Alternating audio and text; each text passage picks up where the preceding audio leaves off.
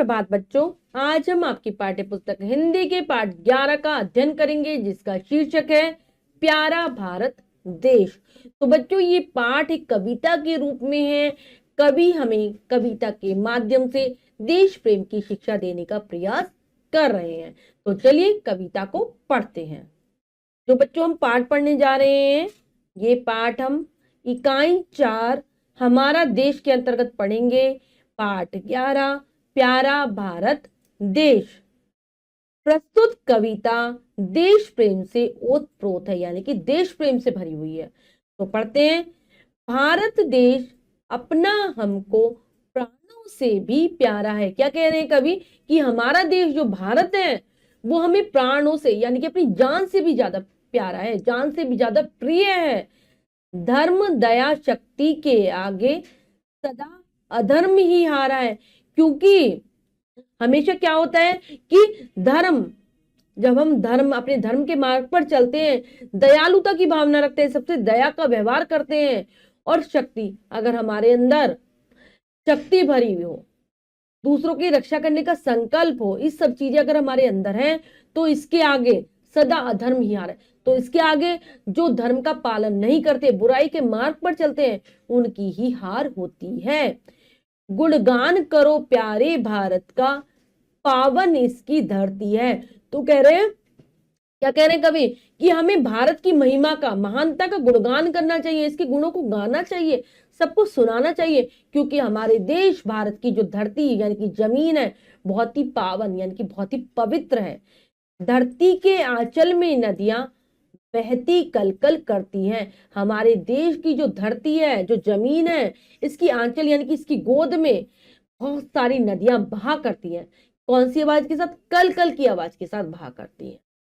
तो आंचल गोद यानी कि भारत की धरती पर जो नदियां हैं, कल कल की आवाज के साथ बहती हैं। खड़ा हिमालय बता रहा है, डरो न आंधी तूफानों से। तो हमारे देश में हिमालय पर्वत स्थित है, जो कि अपने राह पर, अपने पथ पर अटल खड़ा है। वो हमें क्या शिक्षा देता है कि तुम भी ऐसे ही अटल बनो, और कभी भी तुम्हारे जीवन में वो जैसे आंधी तूफान आने पर वो अपने मार्ग से हटता नहीं है, वहीं खड़ा रहता है अटल होकर। ऐसे ही वो हमें शिक्षा देता है कि तुम्हारे जीवन में कितनी भी कठिनाइयां आए, तुम उनसे डरो मत। देश प्रेम के फूल खिला दो देकर अपनी कुर्बानी से। अगर हमारे देश पर कोई भारी शत्रु आक्रमण करे, तो उसको उसको देश प्रेम का पाठ सिखाओ। उसके हृदय में भी देश प्रेम की भक्ति का जज्बा जगा दो, जैसा कि हमारे शहीदों ने किया था, कि चाहे उन्हें अपने प्राणों का बलिदान देना पड़ा, उन्होंने अपने देश का नाम झुकने नहीं दिया, अपने देश को आजाद कराया। तो कभी ऐसा हो तो तुम भी अपने देश प्रेम का परिचय दो, शत्रु से रक्षा करो अपने देश की, चाहे तुम्हें बलिदान ही क्यों ना होना पड़े। भारत के वीरों ने सबको देश प्रेम सिखलाया है। तो हमारे देश भारत में जितने भी वीर स्वतंत्रता सेनानी हुए हैं, उन सभी ने सभी को देश प्रेम का पाठ ही पढ़ाया है। ऋषियों और मुनियों की वाणी करती निर्मल काया है। भारत देश में बहुत सारे ऋषि मुनि हुए हैं, जिन्होंने अपनी मीठी मीठी वाणी से, अपनी बोली से सबकी काया को, सबके शरीर को निर्मल कर दिया है, स्वच्छ बना दिया है। इतने अच्छे अच्छे प्रवचन देकर, अच्छाई का पाठ पढ़ाकर सबकी शरीर को स्वच्छ कर दिया, निर्मल कर दिया है। लाख मुसीबत आने पर भी बिल्कुल मत घबराना। चाहे तुम्हारे ऊपर बहुत सारी मुसीबतें आ जाए, बाधाएं आ जाए तुम्हारे रास्ते में, तुम्हें क्या करना है? मुश्किल मुसीबतें यानी कि परेशानी आ जाए, तुम्हें घबराना नहीं है, उनसे डरना नहीं है। करो सामना डटकर, उसका आगे ही बढ़ते जाना है। तो जितनी भी परेशानियां आए, मुसीबतें आए, उनका तुम्हें डटकर सामना करना है, अपने लक्ष्य को नहीं छोड़ना है और लगातार आगे बढ़ना है। भारत माता के चरणों में सागर भी शीश नवाता है। तो हम अपने देश को, भारत को क्या कहते हैं? माता कहकर पुकारते हैं। और इसके चरणों में, क्योंकि हमारे देश के जो नीचे है वहां पर सागर बहता है, समुद्र बहता है, तो वो माता के चरणों को छूता है और ऐसा लग रहा है कि वो अपना शीश झुकाकर उनको नमन कर रहा हो। मैया के चरणों को धोता प्रेम का पाठ पढ़ाता है। वो हमारे भारत के भारत माता के चरणों को, पैरों को धोता रहता है, यानी कि नीचे पड़ता है ना सागर भारत के, तो ऐसा लगता है कि वो उसके चरणों को धो रहा हो। और सभी को प्रेम की शिक्षा देता है, प्यार की शिक्षा देता है कि हमें मिलजुल कर प्रेम के साथ रहना चाहिए। तो बच्चों, हमने कविता को अच्छे से पढ़कर समझ लिया है। अब हम पाठ के शब्दार्थ कर लेते हैं। प्राण, जान, प्यारा, अच्छा, सुंदर, दया, करुणा, शक्ति, ताकत, आगे, सामने, पावन, पवित्र।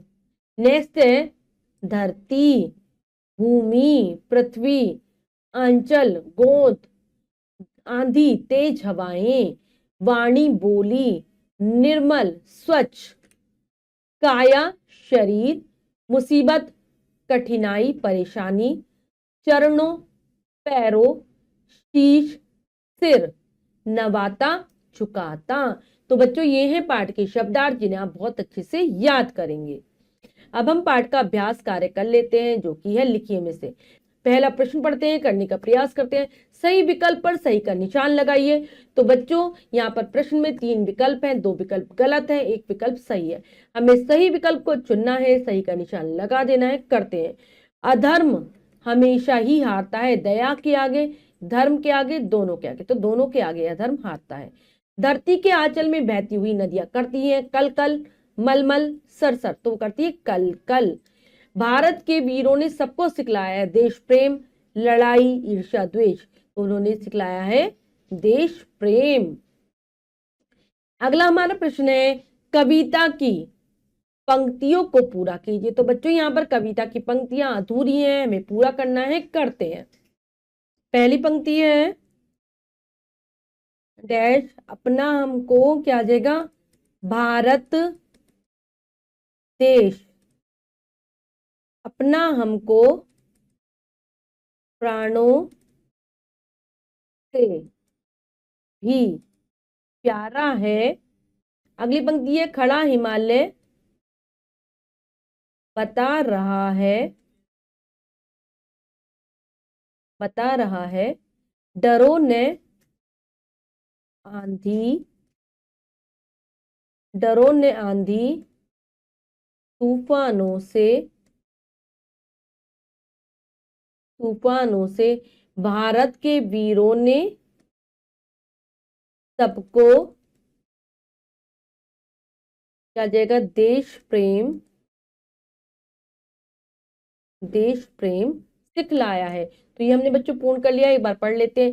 भारत देश अपना हमको प्राणों से भी प्यारा है, खड़ा हिमालय बता रहा है, डरो न आंधी तूफानों से, भारत के वीरों ने सबको देश प्रेम सिखलाया है।